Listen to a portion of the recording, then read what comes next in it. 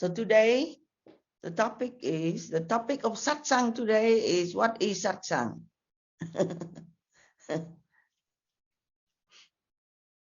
So you need to understand what is Satsang. Yeah. So Satsang is the need to connect or to associate with positive people and those who have firm faith and clarity of purpose. You feel much enthusiasm from them, and your doubts and anxieties will be automatically dispelled. So we said in general, company with the wise.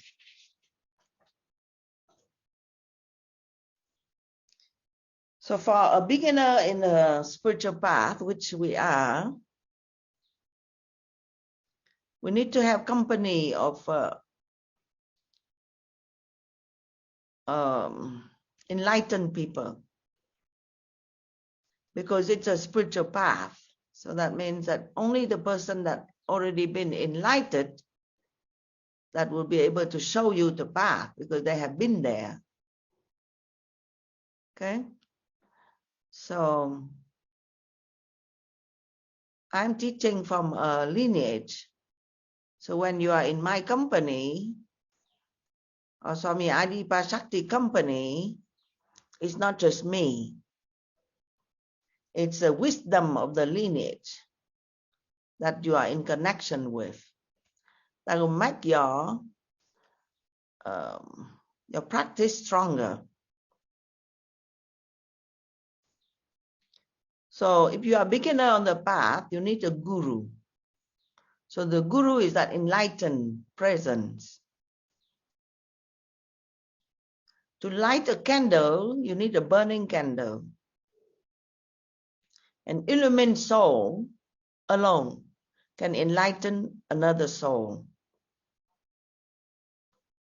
A seeker on the path who is under the guidance of a master is safe from being led astray. The nature of egoism is such that you will not be able to find out your own defects. So that's why here we have satsanga, but online. But normally when you live in an ashram, then you are in real company, then I will be able to see your neck. Now I hardly can see your face, because most of the time people are not opening their screen. They are in satsanga, but they don't open their screen. When you are in satsanga, it's very important that you are present. Even virtual reality, you have to still open your screen. Yeah? Then you are present, physically, mentally, full time, full heart. Otherwise, you will not be present. You just listen at the half of your ear, then it will not going to help you. You have to be completely naked. I mean, I am here, I am present, my body, my mind, my spirit. See? So it's very important that you be present in satsanga. Already we cannot be present physically. Yeah. So you need to be present at least, on the screen. Yeah. So you can see the level. If you are present with somebody all the time, 100%, all day long, so then that is very strong presence. Okay. But let's say you be in the presence of somebody, once a week. Yeah. So it's already kind of, strong. Yeah, because you still can keep the memory and the energy, for 1 week. Let's say you are in the presence of somebody once every 6 months. It's kind of fading away. And it becomes just like a memory. It's not that strong. So you have to be in the presence and be open. You see, in satsanga, you have to be open. You have to be ready. Yeah. So because when you look at somebody, it's like you look at the altar, and there is some energy coming back. When you look at the yoga teacher, your teacher or a master, there is an energy that is alive that come back. Yeah, from even if you look at the hair and you look at the nose, you look at the hand. Yeah, but it's not the nose, it's not the hand, it's not the hair. Yeah, it's the spiritual energy that emitted from that make you reminded yourself of your own consciousness, your own spirit. You see? So it's very powerful. So it says the nature of egoism is such that you would not be able to find out your own defects.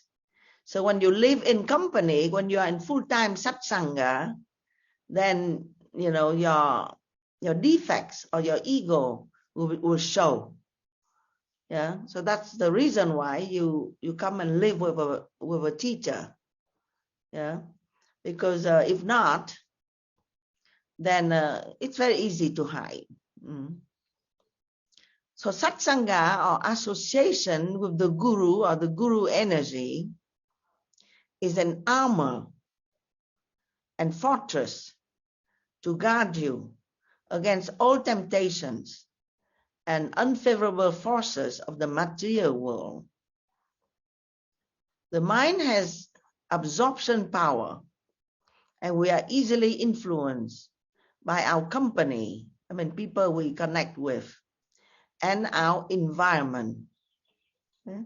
So a new beginner must have a personal guru first. You need to have a personal teacher that you can communicate with. Okay? You cannot have a God as guru. You say, oh, I learned myself. Basically you say, oh, God is my guru. Yeah, but you cannot to begin with, because you must have a pure mind. And you're not, when you're beginning, you don't have a pure mind. You just have your habitual ego pattern and your habitual personality. But this is not the thing that will help you in the spiritual path. In the spiritual path, you have to get out of your personality. So who is the guru? Guru come from two words, gu and ru. So basically it means the one who dispels darkness, who removes the darkness. To be a guru, Swami Sivananda said, one must have an injunction from God. What is an injunction? And a command. That means God, that strong inner voice in form of your subconscious, your superconscious mind, or your higher mind, or God himself, has to tell you, this is what you need to do. So sometimes you feel very strong a sense of mission. Some instruction from inside, very strong. So what is a guru, a master, or enlightened person? Is that being who has raised himself or herself from this reality of material consciousness, limited vision, to that which is the unlimited knowledge and experience of the divine. And then that person has a free access to both. They understand the realm of the mind. They understand the realm also of the transcendental reality. So living in his or her company is spiritual education. So it's not just like you have a friendly company or you have an emotional company like with your family, but when you live in company of a teacher, then you have spiritual education all day long. The place where the guru lives and where the teachers and the students live and share is called the Gurukula. Gurukula means the community that belongs to a guru. So the Sivananda ashrams and centers founded by Swami Vishnudevanji are basically the Gurukula, the community or the society associated to the Guru. The teacher nowadays, we don't call the Guru, we call it Acharya, or the spiritual teacher. They are disciples of the lineage. They themselves have immersed in the yogic life, all their life. Yeah. So I myself, I've been immersed completely in this for more than 40 years, more than half of my life. Yeah. So the students who live in spiritual company and also they live in spiritual company, they learn from the teaching, but they also learn from each other. So that is the advantage. You also learn from your classmates, from each other. They are brothers and sisters of the same spiritual company, okay? The same spiritual family. These are very helpful connections to be kept a long time. So if you have a TTC classmate, an advanced TTC classmate, a staff classmate, you need to keep this spiritual company, a spiritual family, a long time, yeah, along with your journey of evolution. So the Gurukula, or that system, is the traditional system of learning where the student lives with the teacher. The student prepares for knowledge, and the teacher has time to understand the student's readiness. To understand somebody, it takes a long time. It doesn't take just 1 month, a few months. Yeah, because the mind changed, the period of time changed, the karma changed, and the core issue of the person show up very slowly. So it's not something that you can see in a month or two. Yeah. So it takes a lifelong to learn, and it takes a long time for teacher also to understand you. The teacher has to understand your readiness in order to give you other kind of lesson. Okay, for young students, sometimes it takes more than 10 years traditionally, during which time the teacher guides them like a parent. Okay, so ancient tradition, then you go to a guru when you were young. So then the guru become your parent. And the teacher then indicate the path for the student to follow. Yeah. So, so you can see you are under the spiritual guidance for many, many years. The teacher understand you and then give you guidance, So people come to me quite a lot to ask for guidance. I always open to guidance. But after a month, in TTC, where I sit on the platform and I see everybody there, it's, of course we observe the students during the month, but it's not the same like when you live with somebody. Yeah. So when you are immersed in the staff life, then you know somebody, I know Swami Adipa Shakti, yeah, inside out. Why? Because I live with him, I travel with him, morning, evening, So then, so this kind of learning is very helpful. Okay, and so what is that kind of relationship called a guru-disciple relationship?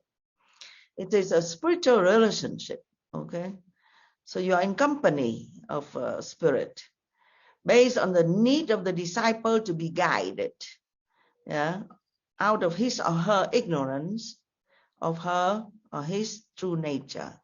So it's a spiritual relationship. It's not an emotional relationship. So if you don't have a need to be guided, yeah, to be out of your ignorance, you are quite okay with your ignorance, then you don't need a spiritual teacher.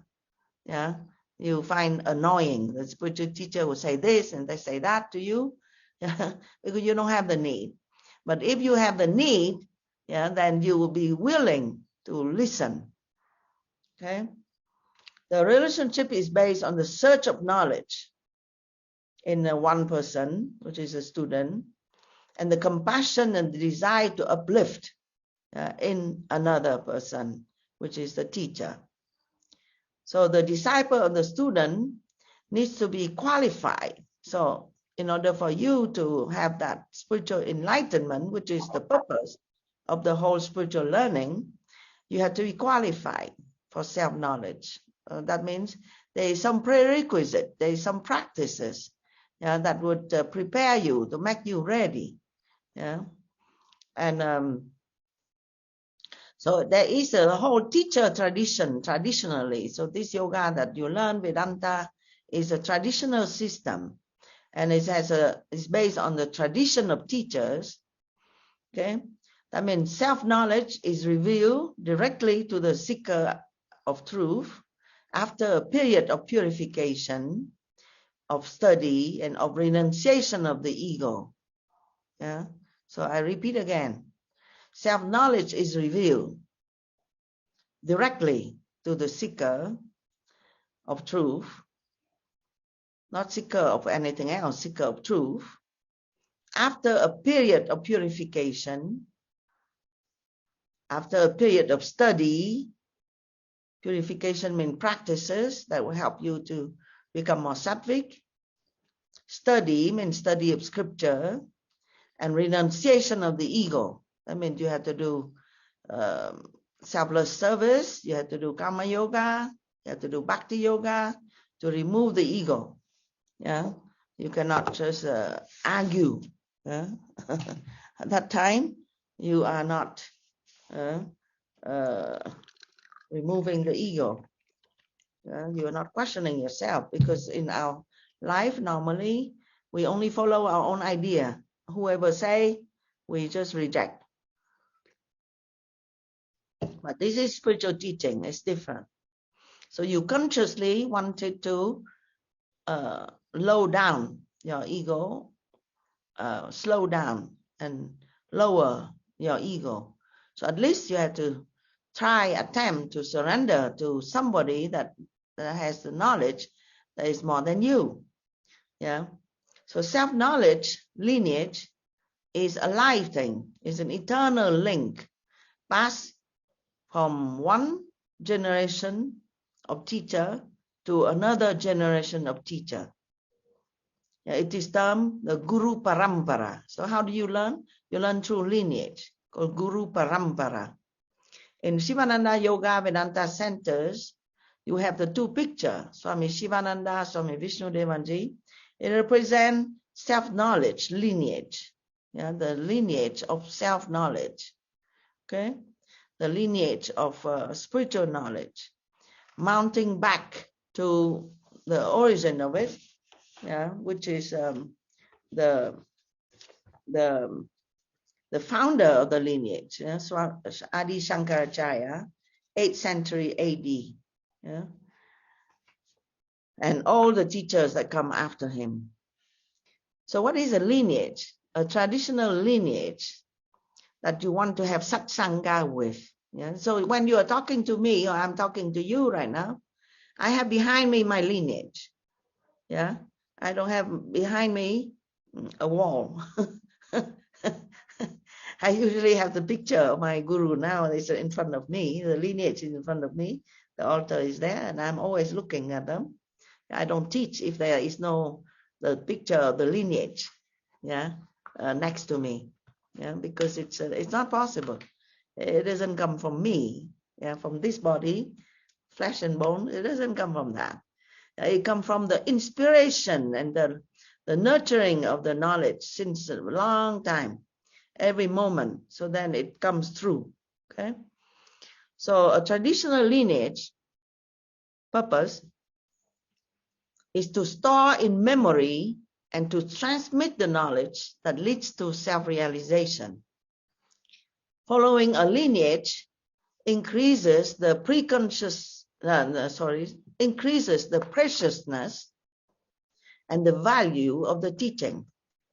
And as it passes through the memory of the ages. So you have to have that appreciation of that.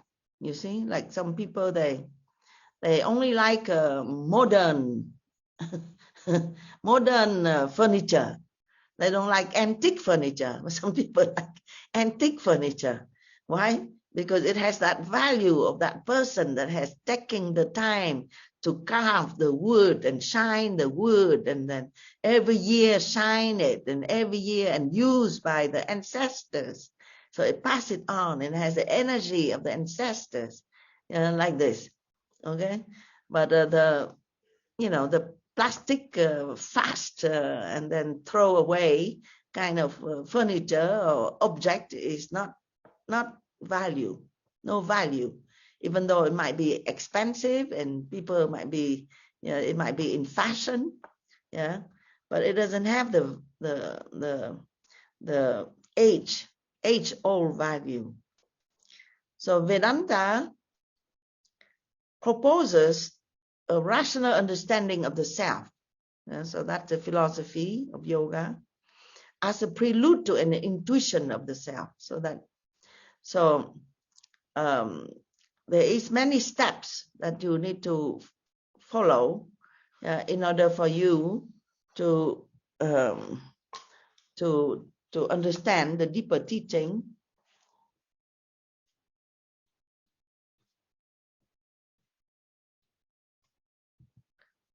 So that's why you need to follow one teacher, and you need to get initiation into a tradition.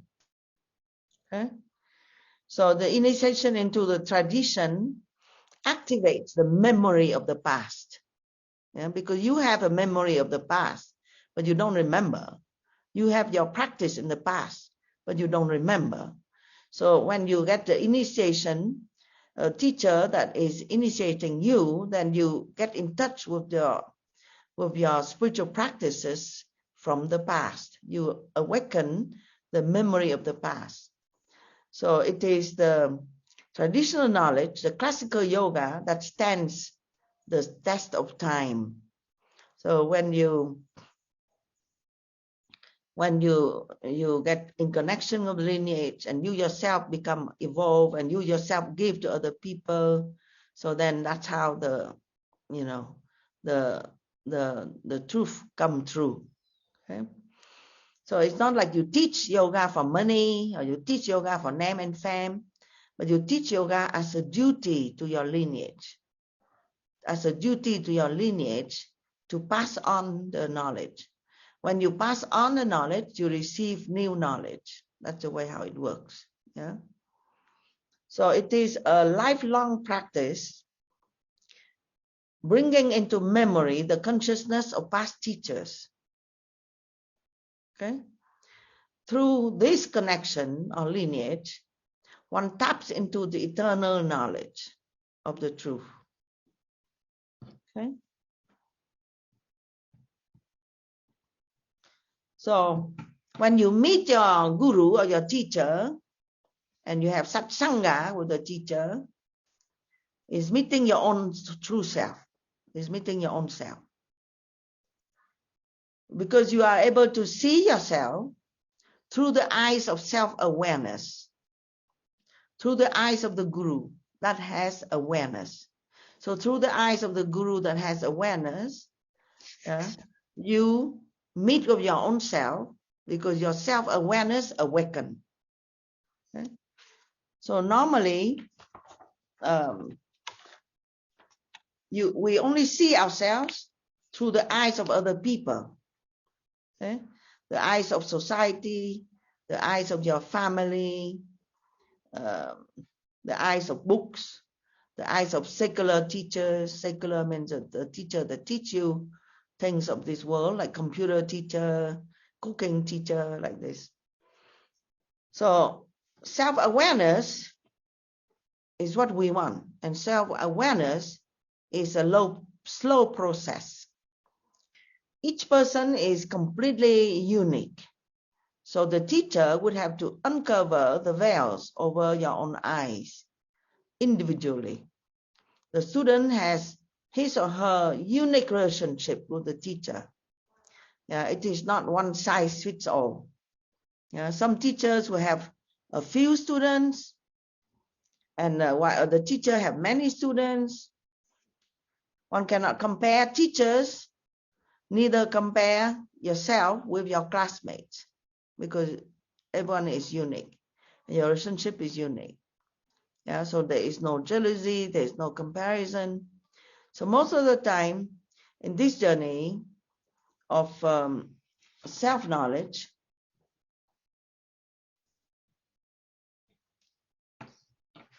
through guru-disciple relationship, we're not ready for the lesson and we struggle. So in this relationship, we struggle a lot. Oftentimes, we blame the teacher for our miseries. Our ego expects the teacher to behave in a certain way. So it's something that you need to, to take time to learn, really. And you can imagine that it's not a smooth journey. If it's a smooth journey, that just only pleasing each other and so on, praising each other and pleasing each other, or the teacher pleasing you by telling you what you want to hear, then that is a smooth journey, but it doesn't give you, it doesn't give you the knowledge.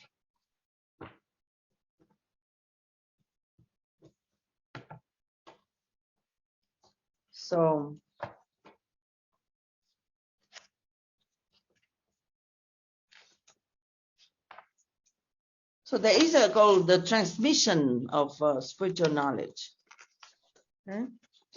through this satsanga with teachers. So this transmission of spiritual knowledge through the ages, long time, is through guru lineage. Again, we said guru parampara. Swamiji Sivananda said, just as you can give an orange to a person, so also a spiritual power can be transmitted by one to another. Now, this is a hidden mystic science. So the grace of the guru is very necessary. However, the whole work must be done by the student. The hungry man has to eat for himself. A thirsty person has to drink for themselves. A person that has pain, the worldly pain, has to be awakened himself, not the teacher. So you would have to be free yourself.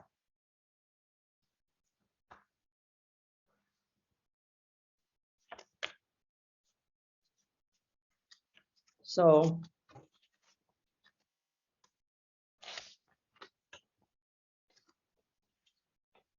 it is said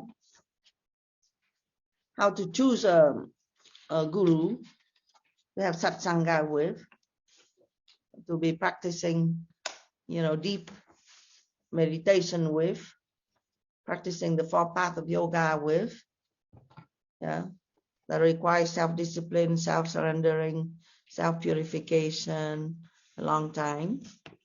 It says, Sivananda said, when you find yourself at peace in the presence of a Mahatma, Atma is a soul, Mahatma is a great soul, if you are inspired by his or her speeches, if he or she is able to clear your doubts, if he or she is free from greed, anger, lust, if he or she is selfless, loving, and honest, you can take him or her as your guru.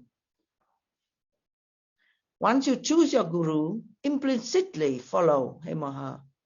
If you are not able to find your guru, for a sincere sadhaka, or the sincere seeker of truth, who is on the path of purification, help will come in a mysterious manner. When the time is right, the guru and the disciple are brought together by the Lord in a mysterious way. Okay? So the teaching is stick to one guru. Truth is one, but paths are many. So when you take satsang with one teacher, stick to one. Swami Sivananda advised students to listen to all, but to follow one. Gather knowledge from all, but adopt the teachings of one lineage, one teacher. Dig deep at one place, you will find water. Beware of the temptation to compare, to mix up different teachings and teachers. He said, Swami Sivananda say, from a doctor, you get a prescription. From 2 doctors, you get a consultation. From 3 doctors, you get your own cremation. What that means? If you have many gurus, you'll be bewildered and you'll be at loss of what to do. So beware also of our egoistic tendency to question the teacher and to not surrender, thus putting the knowledge relationship in jeopardy. So that means, it's a knowledge relationship. It's you that need the teacher, and if you constantly fight with the teacher, then also, the flow of consciousness cannot come, without obstacle to you. Okay, so of course it will happen, but you have to try at least consciously, not to indulge in it, and try to know that that you have the ego that is impure, that not purified. When the teacher have gone through their own journey, a lifetime of purification, and you yourself don't know that. You think the teacher is just one person like you, and you only can understand. Swami Sivananda say that you can understand somebody only at your level of consciousness. Whatever you can understand, then you can understand somebody, but you cannot understand something that you cannot understand. So he say, don't measure the greatness of a teacher with the yardstick of your ignorance. That is Swami Sivananda. So if you don't have a life company of a teacher, you can have also the Satsanga through his books. So you can see Swami Sivananda, he wrote 200 books. So you need to read. I'm asking you, those who are long-term, students, did you read his books? No, because you think it's boring. So you rather go this book, this video, that video, and so on. So you don't dig deep at one place. Okay. When I started, I did not speak English, but Swami Sivananda wrote in English. Swami Vishnudevanji teach in English, and I want to, drink from the source from them. So I have to learn English. So at night, I have to stay up all night and read the dictionary and I have to learn English. And that's how it is. So anyway, Swami Sivananda say that you can also read from books of a teacher, or listening to his satsanga online, like what you do now. Swami Sivananda wrote many books for that reason, to help people to continue their practice. Swami Vishnudevanji has he wrote not so many, but he's some important books, and he has thousands of audio recordings, and we are still now trying to transcribe. It's his disciples, but he taught many disciples, and his disciples continue the teachings of the lineage through these courses. For example, teachers training courses, the basic foundational course. When you get the the essence of the teaching. Yeah? When you get the connection with the true teaching and the true lineage. Okay.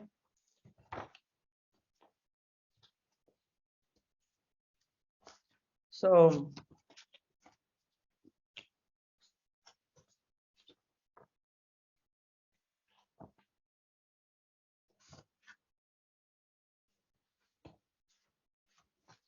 try to increase satsanga as much as you can and decrease kusanga as much as you can. So what is kusanga? Kusanga means negative company. Yeah. Company that you keep based on material connection, familial connection, conveniences, alliances, a personal friendship, devoid of a common endeavor to search for truth and self-realization. So you can have some friendship, but don't hang out too long with the friends that are social. Yeah? But you need to spend more time with spiritual friends, with your Gurukula members. Yeah. Then you have satsanga. You can read some books here, magazine here, there, a little bit, but read from the books of the masters. Yeah. So keep the satsanga more than the kusanga. Okay. You can read sometimes some video, some movie, something. Yeah, but it's better to see the audio-visual movie of the master's teaching, and that is much better. So satsanga protects your spiritual aspiration. The kusanga will pull you down. Okay, so pay attention. So in the Sivananda organization, from the time of Swami Sivananda, you have the format of satsang, minimum format of satsang, and you have half an hour silent meditation, half an hour guided silent meditation, half an hour of kirtan. Kirtan also is satsanga, but satsanga with God. You praise God. Yeah. So company with God. So you praise God, you glorify God, you think of God, you feel of God, you use your emotion to feel of God. So that also is part of the satsanga. And then half an hour of lectures from the teachers of the lineage, using books and materials from the guru. Okay. And then you have the closing prayer, the peace prayer, the closing arati, the ceremony of light. Yeah. So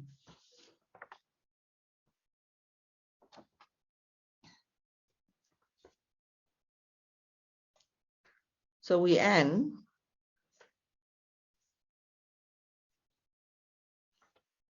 with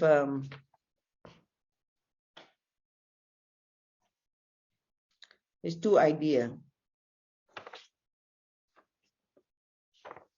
The idea is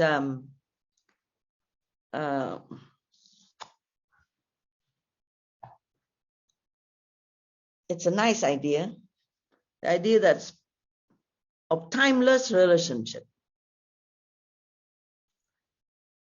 spiritual connections that are eternal. Okay. So when you have that relationship with teacher, that means a spiritual relationship, it goes from lifetime to lifetime. It did not die after death. As he or she will continue his or her learning from where he or she left off. Let's say in this life, you get distracted and then you forgot about spiritual path and then you die. But next lifetime, you will continue where you left off.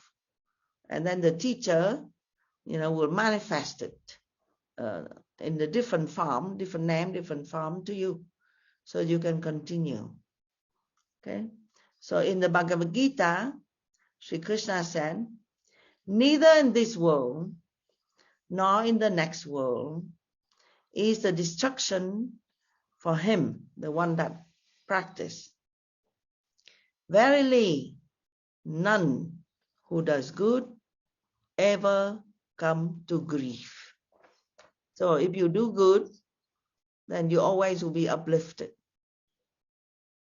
Having attained to the world of the righteous, so you'll be born again and again and again, and you'll be born in a family of righteous people.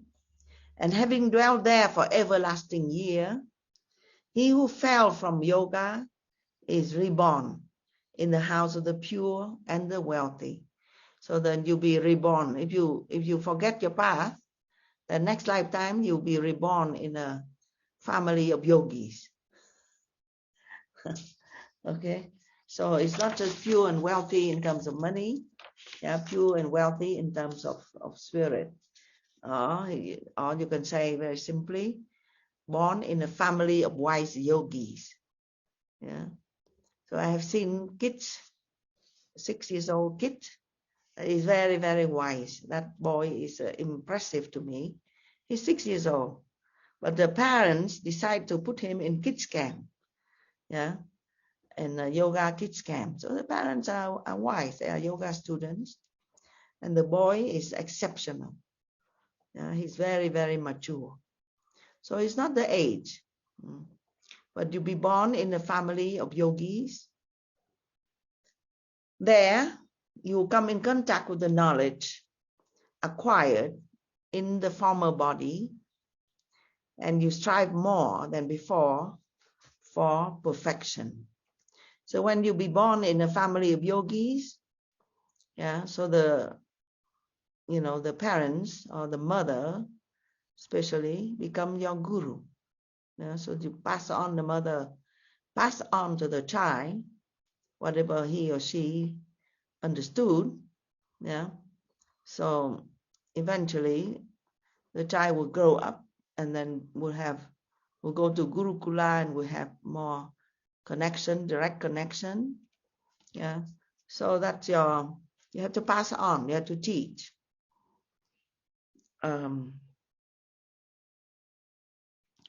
And another way that is very helpful, satsanga with yourself, is to help you to follow your own progress, is objectively recording your sadhana through spiritual diary.